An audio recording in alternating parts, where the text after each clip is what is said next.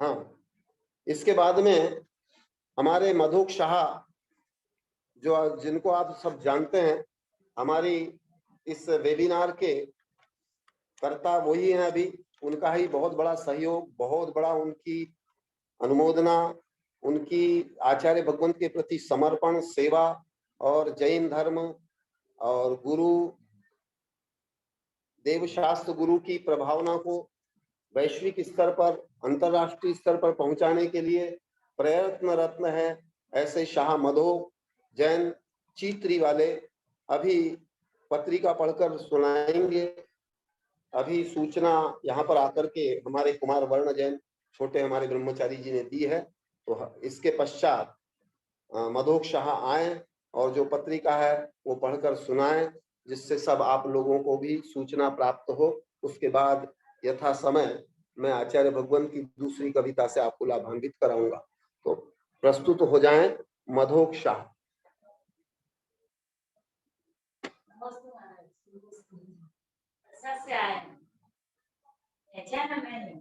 अजय अजय नमस्ते गुरु, नमस्ते। अजय सर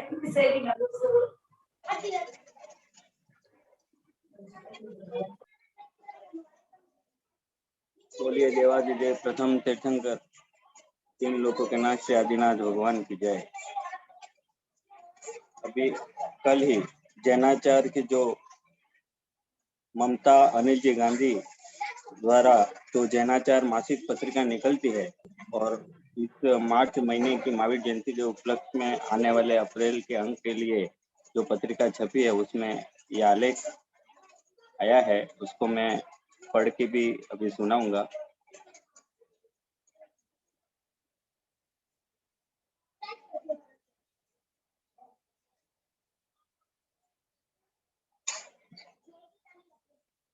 कठिन स्थितियों में अद्भुत समता विश्व के सर्वाधिक आश्चर्य है ये जैन श्रवण।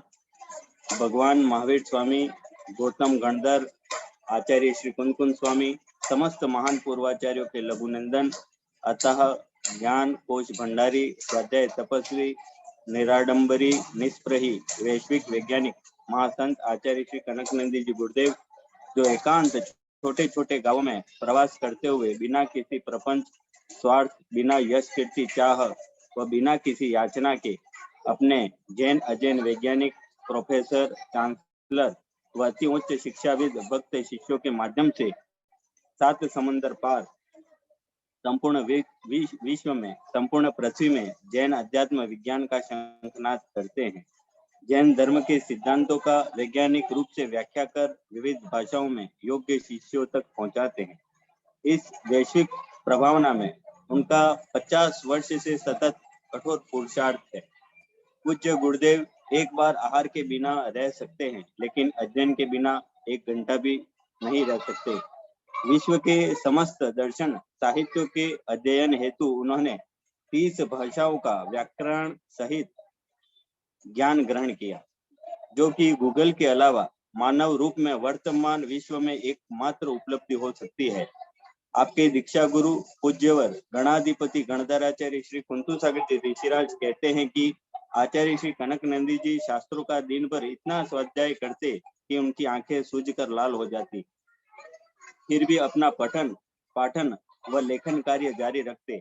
आज भी गणधराचार्य श्री कुंतु सागर जी के पास जाकर कोई परिचय देता है कि मैंने धर्म की शिक्षा आचार्य श्री कनकनंदी जी से पाई है, तो वे तुरंत कहते कि तुमने अपने जीवन को निखारने के लिए सर्वोत्तम हीरा चुना है।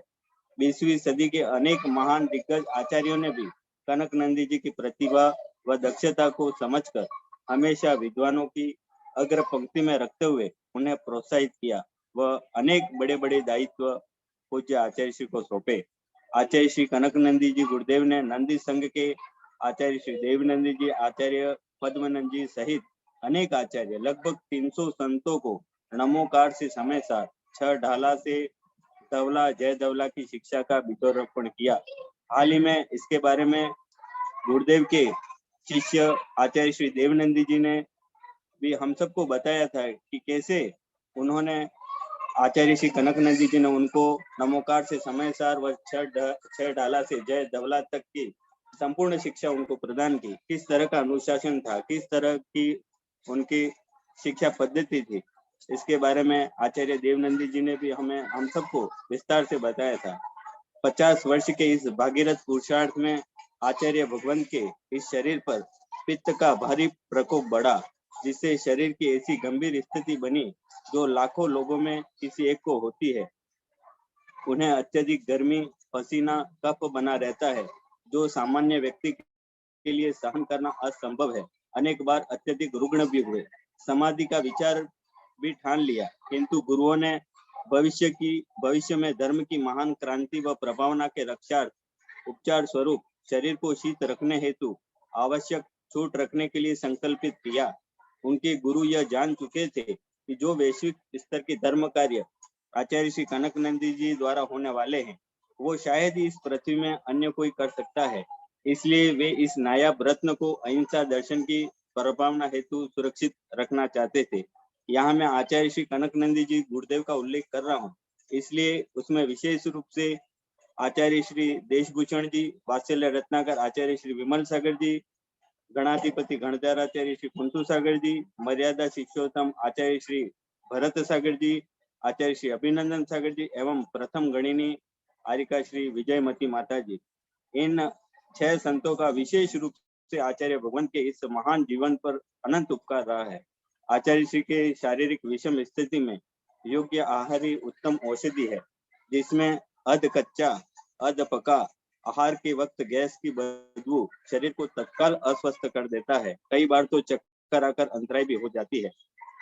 ऐसे में विगत 25 वर्षों से धर्म सूर्य रूपी आचार्य श्री के शरीर के लिए यह मेवाड़ वागड़ क्षेत्र व यहाँ के श्रावकों की उनके प्रति योग्य पद्धति ने रत्नतय साधना में कुशलता प्रदान की, जिससे कि 20वीं सदी के महान पूर्वाचार्यों ने जो भी आकलन विश्वास उनकी विलक्षण क्षमता पर किए थे, वो अक्षर अक्षर खरे उतरे। निश्चित रूप से हमें यह भी बताया कि किस प्रकार 1980 में पूर्व जब गुरुदेव का पूरा संघ कोमटेश्वर में गया हुआ था, तब आचार्य भगवान शुल्लक अवस्था में थे, लेकिन उसके बाद भी जहाँ पे देशभूषण जी, विद्यानंद जी, विमल सागर जी जैसे बड़े बड़े संत थे, उस शुल्लक अवस्था में भी आचार्य श्री कनकनंदी जी को सबसे अग्रभाग में बिठाया जाता था। गुरुदेव के पैर में चोट होने पर उनको पैर सीधा रखना पड़ता था। ऐसी अवस्था में भी गुरुदेव के मन में ये संकोच होता है कि इतने बड़े आचार्यों के सामने मैं कैसे पैर रख के बैठूंगा, लेकिन सभी गुरुओं की ऐसी आज्ञा होती थी कि कनकनंदी जी आप सबके बीच में और आगे आकर बैठोगे। ये निश्चित रूप से उन गुरुओं का आचार्य श्री कनकनंदी जी पे भरपूर विश्वास और उनके भविष्य में होने वाली इस महान धर्म प्रभावना का उनका एक आकलन था। हाल ही के इसी फरवरी माह में आचार्य श्री के शरीर को वायरल फीवर हुआ। पुनर्वास कॉलोनी के श्रावकों की उत्तम सेवा, वैयावृत्ति, आहार, औषधि से स्वास्थ्य में सुधार हुआ। 18 फरवरी को केशलोचन उपवास हुआ, किंतु 19 फरवरी की शाम 6 बजे किसी को ज्ञात नहीं था कि बीपी हाई होगा। उसी दौरान अपने ही कक्ष में आते वक्त अचानक मुंह के बल पूज्य गुरुदेव गिर पड़े, जिससे द्वार की निचली चौखट से गुरुदेव की आंख के ऊपर व नीचे नाक के पास अत्यंत गहरी व पैर पर हल्की चोटें आ गई। गुरुदेव के मुख पर घाव व बहते हुए रुधिर की धार देखकर गुरु भक्त युवा बालक वर्ण को तो चक्कर आ गए। श्रावकों में हलबली सी मच गई। सभी अत्यंत चिंतित हो उठे, लेकिन गुरुदेव अत्यंत समता भाव से इस भारी पीड़ा में भी सहज मौन ही थे। आयुर्वेदिक चिकित्सक ने जब टाके लगाने के लिए उस हिस्से को शून्य करने की औषधि लगाने की आज्ञा मांगी, तो गुरुदेव ने मौन पूर्वक इशारों से मना करते हुए कहा कि बिना शून्य किए ही लगाओ। तब वह चिकित्सक बोला, स्वामी लगभग 6 टाके लगाने हैं, सूजन भी अत्यंत भारी है, पूरा मुंह सूज चुका है, वेदना को सहन करना असंभव है। तो गुरुदेव ने मौन खोलकर सिर्फ इतना कहा कि यही तो आत्मा व शरीर का भेद विज्ञान है, आप बिना शून्य किए जो भी टाके लेना है ले लो। चिकित्सक ने कांपते हुए हाथों से गंभीर घाव पर कुल 6 टाके लिए। टाके लेने के बाद भी, जब ये मासूम वर्ण हमें बताते हैं कि टाके लेने के बाद भी जब टाके ले रहे थे, सभी श्रावक आश्चर्य पड़ रहे थे कि इतना शरीर, इतना चेहरा सूजा हुआ है, इतने चेहरे पे घाव है, रुधिर निकल रहा है और डॉक्टर टाके ले रहा बिना शून्य किए। और टाके लगने के बाद गुरुदेव इशारों से आईना दर्पण मांगते हैं। उस दर्पण में देखते हुए गुरुदेव कहते हैं कि टाके बराबर लिए कि नहीं लिए, तो हम सब वहां पे मौजूद सभी लोग आश्चर्य में हो जाते हैं कि ऐसा ऐसा जो आत्मबल कैसे हो सकता है। टाकों के बाद चेहरा और ज्यादा सूज गया। उसके बाद भी लगभग 5 घंटों तक हल्का हल्का रुधिर निकलता रहा। ब्लड प्रेशर हाई व यूरिन में भी रुकावट रही, लेकिन गुरुदेव पूर्ण समता भाव से मौन थे। इस दरमियान लगभग 11 बजे तक हम स्वयं भी गुरुदेव के पास ही थे। ये जो बात का जो संपूर्ण विषय है उसमें मैं खुद प्रत्यक्षदर्शी था। ऐसी भयानक विषम स्थिति में भी आचार्य श्री ने रात भर उनके समीप रुकने वाले श्रावकों को इशारों से क्रमशः शास्त्र बोलते हुए पढ़ने की आज्ञा दी, क्योंकि सब जानते हैं आचार्य कनकानंद जी सबके बिना रह सकते हैं पर अध्ययन के बिना नहीं। इसलिए गुरुदेव हमेशा कहते हैं कि मैं जिनवाणी माँ का दुग्ध पान करता हूँ। शास्त्रों में मुनियों को उपसर्ग के समय समता परिणामों की हजारों कथाएं हमने पढ़ी है, लेकिन हम तो पूज्य गुरुदेव में ऐसे परिणामों की विशुद्धि अभी प्रत्यक्ष देख रहे हैं। साथ ही धन्य है पुनर्वास कॉलोनी की संपूर्ण समाज जन, पुनर्वास कॉलोनी के श्रावक जन, धन्य है डॉक्टर निमेश, डॉक्टर सुश्री, आशी जैन, वर्ण, मासूम, अभय, पराग व खुशी जैसे समस्त युवा जो ऐसे महागुरु की चिकित्सा सेवा वैयावृत्ति द्वारा अनंत अनंत पुण्य का संचय कर रहे हैं। क्योंकि मेरे जैसे हजारों भक्त सुशिष्य पूज्य और आचार्य श्री कनकानंद जी गुरुराज की सेवा वैयावृत्ति से होने वाले स्वाभाविक अतिशय पुण्य को सहजता से अनुभव कर चुके हैं। मैं स्वयं कई बार गुरुदेव के चरणों में और मेरे को मिलने वाले लोगों को मैं खुलकर मैं बोला हूँ कि आचार्य श्री कनकानंद जी गुरुदेव की निस्वार्थ और स्वेच्छा से हम जो सेवा वैयावृत्ति का जो स्वाभाविक जो अतिशय और जो पुण्य मिलता है उसका अनुभव मैं करता हूँ। मेरा जीवन इसका उदाहरण है गुरुदेव कि मैं यदि आज जिस मुकाम को भी हासिल कर पाया हूँ तो वो निश्चित रूप से 2017 में जब हमारे गृह चैत्यालय चित्री में गुरुदेव का वर्षाव हुआ था, तो तब से गुरुदेव की सेवा और वैयावृत्ति और उनकी धर्म प्रभावना का जो भाव, जो तन मन से मेरे जो भाव, धन से मेरे भाव जागृत हुए और जो मैंने उसमें जो लाभ लिया, निश्चित रूप से वह मेरे जीवन का सबसे टर्निंग पॉइंट था। गुरुदेव पूज्य आचार्य श्री कनकानंद जी गुरुराज का स्वस्थ व दीर्घायु होना विश्वव्यापी जैन दर्शन के लिए अत्यंत आवश्यक है, क्योंकि संपूर्ण पृथ्वी में उनके द्वारा संपादित हो रहे मौन कार्य वर्तमान में अन्य किसी के द्वारा संभव नहीं है।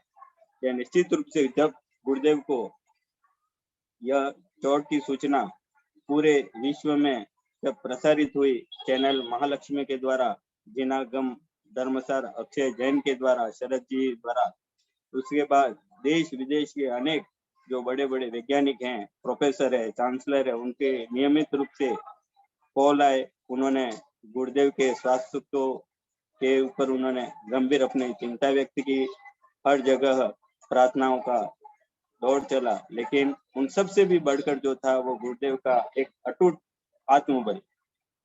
हम गुरुदेव, मैं स्वयं इतना जानता हूँ कि इतना महसूस करता हूँ कि ज्ञान और धर्म वेद विज्ञान की जो विषय है वो एक मोबाइल में भी मिल सकता है, रोबोट कंप्यूटर में भी हो सकता है। जैसे गुरुदेव ने हमको कई बार बताया कि बोलने वाले व प्रवचन करने वाला तो ये मोबाइल भी है, कंप्यूटर भी है, लेकिन इनको जो आत्मसार करने वाले हैं उनको प्रत्यक्ष रूप में जो दिखते हैं वो हमारे दिगंबर ये महामुनि हैं, हमारे पंच परमेश के भगवान हैं, हमारे ये जीवन जो हमारे साधक है, चाहे इस भारत देश में भ्रमण कर रहे हमारे समस्त ये आचार्य उपाध्याय साधु भगवंत हैं। उसमें आचार्य श्री कनकानंद जी गुरुदेव का जो उनकी जो निष्प्रता है, जो उनकी निराडंबरता है, जो उनकी साधना है, जो उनकी आत्म साधना है, वो वाकई में जो आगम में बताया है, जिस तरह की जो गुरुदेव बोलते हैं वो हमें देखने को मिलती है।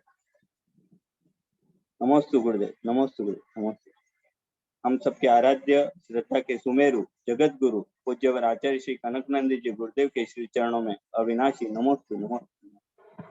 बहुत सुंदर मधोक शाह ने आचार्य भगवंत की एक प्रकार से संक्षेप में पूरी जीवनी सुना दी, विशेषताएं बता दी, अच्छा गुणानुवाद किया।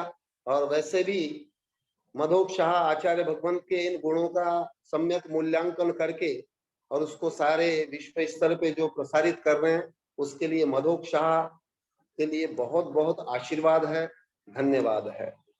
अब चूंकि हमारे पास 5-6 मिनट का समय है, इसलिए मैं मुनिश्री आचार्य भगवंत की मुनि मुनिश्री नमस्ते मुनिश्री। हाँ, आशीर्वाद। मुनिश्री मैं एक विषय थोड़ा मैं और इसमें जोड़ना चाहता हूँ मुनिश्री हाँ हाँ, बोलो बोलो।